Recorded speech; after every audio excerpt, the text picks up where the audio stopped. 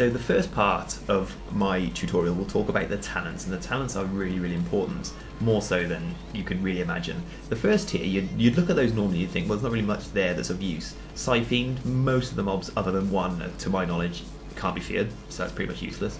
Dominate Mind, you're no way you're going to have the chance to dominate Mind and just stand there channeling that. That's if it actually works. I've not tried it, but there's no viability to that in my opinion.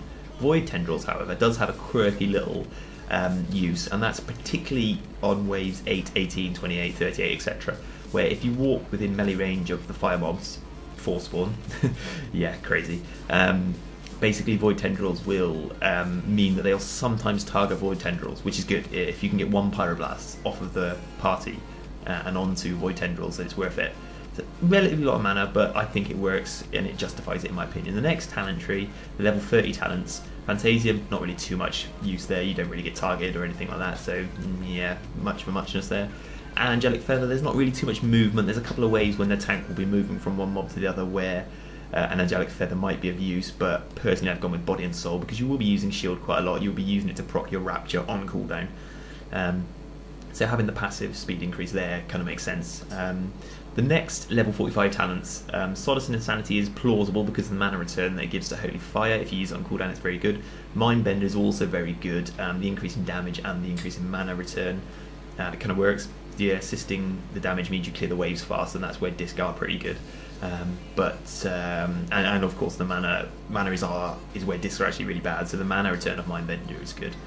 The worst thing you'll find with healing as a Disc Priest in Proving Grounds is the RNG spikes of damage that you can't heal because we don't have the raw healing thorough of some classes. You can predict certain elements of the fight, you can predict certain waves to a certain degree. There's a lot of RNG, and when you see somebody who suddenly takes massive spikes of damage, chomps and debuffs and dispels, having a couple of stacks of From Darkness Comes Light to clear that off is huge. You'll see in the video, the full video, how important this is, and you'll see in the little snippets of videos I'm posting now just how great having those stacks stored up is at keeping people topped up. As a Disc Priest, what you want to do is you want to keep people at max health as much as possible, not overhealing, because you don't have the mana to do that, but you need to keep them topped up. Certain waves you can let people drop relatively low and not worry that they're going to get one-shotted, but there's other ways where keeping them topped up and max health is very, very important. A lot of damage, a lot of consistent and constant damage on your tank. So these stacks come in vital. I think it was about 8 or 10% of my healing was from Darkness Comes Light, was from Flash Heals basically. And of course they're free mana, so you do get the benefit of the mana there, but the healing throughput is what I found good there.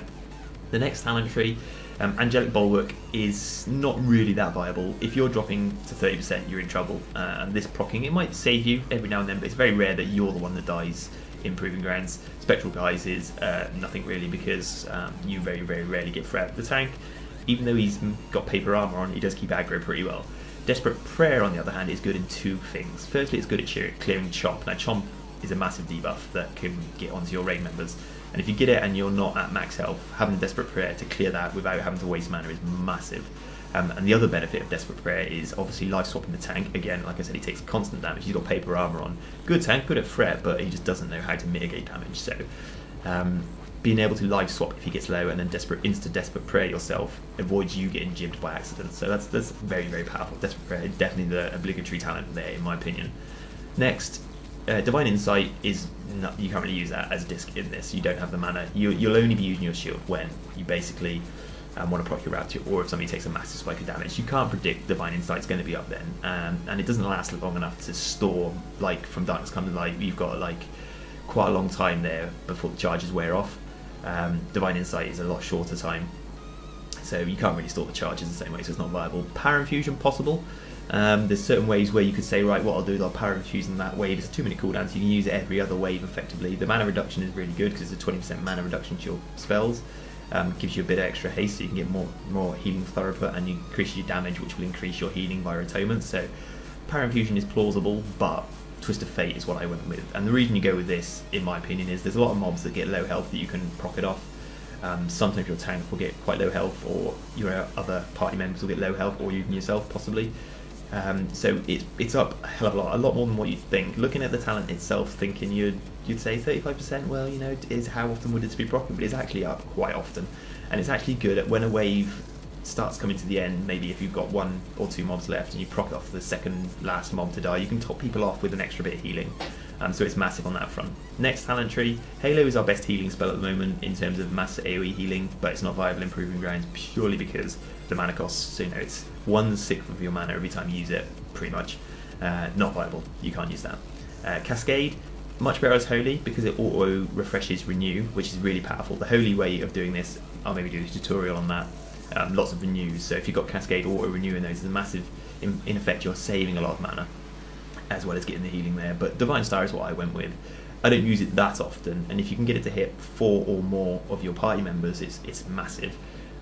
It's hard to do that because of where the hunter stands. He stands like way out, all on his own. Sometimes you can get it to hit you, the mage, the rogue, and the tank. So you know it does have its uses. But that's pretty much the talents I went with. There's viability, there's flexibility to some of the talents. Most of them you wouldn't really think about them being beneficial, but they are.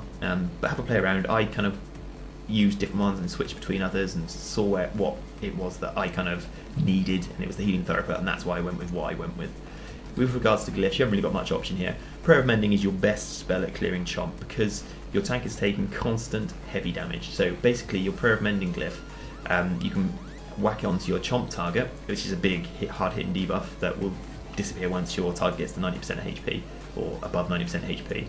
So if you get that on your chomp target, it gives them a massive heal, and then to your tank, and it's back to your chomp target and then back to your tank, and basically before you know it, your tank's getting topped up and your chomp target's getting the debuff removed. So that's really powerful. I went with Glyph of Purify, which is a free heal when you dispel. Quite a lot of dispelling in this encounter, so the free healing is obviously beneficial there. And I went with Smite to increase the damage. It doesn't get transferred to your Atonement anymore, but the faster you can clear the waves, the less chance you have of waves overlapping, and that's going to be a huge problem as you get into later waves. And there's a few waves that overlap no matter what, and the faster you can clear off the old mob of the previous wave before your new wave starts, the better. So the extra healing from Smite is really, really good. That's basically the talents, and that's basically the Glyphs. Now part 2, I'm going to talk about gear. This is the gear I've got.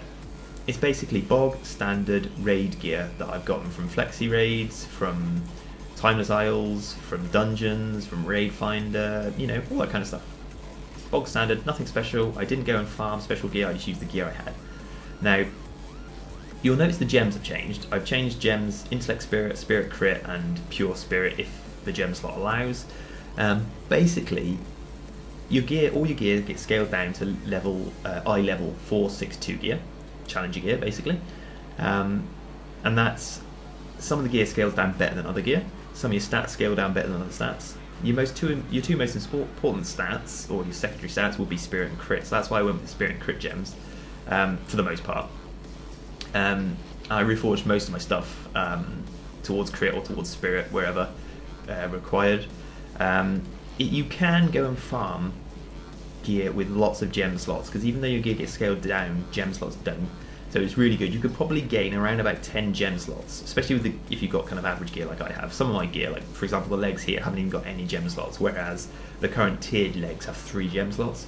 And same with the chest. The current chest has 3 gem slots as well. So you could probably gain, you know, in your rings and things like that, maybe 10 slots. And remember, it's gear anything above 462 eye level gear that has extra gem slots is probably going to be better than the gear that hasn't got. If it's got 2 gem slots, it's probably better than the gear that has got 1 gem slot by the time it scales down. So it's probably beneficial to take a moment and check, because if you do say gain 10 gem slots, that's 160. That's 1,600 Spirit, 1,600 Crit. Assuming you put Spirit and Crit gems in them all, it's massive, huge amount of difference there. I ran around about 700 Spirit, and as you'll notice in the video, there's times when I'm like running off fumes, disc fumes. As Holy, you don't have so much problem with mana because there's a lot of renews going around. I found I was, if I was wiping, it was down to bad RNG. I got to wave 26 twice and 29 on Holy before I switched to disc. I think I could probably go back now, and now I've learned the ways better and do it as Holy just as well as disc. But I found the playstyle of disc I quite enjoy, and it's the class and the spec that I played most, so that's why I went with that. So that's basically the first few elements. What I'll do now is I'll talk about the wave makeup and specific mobs and how to maximise your survivability by the knowledge that you gain from the waves makeup, and what the mobs do.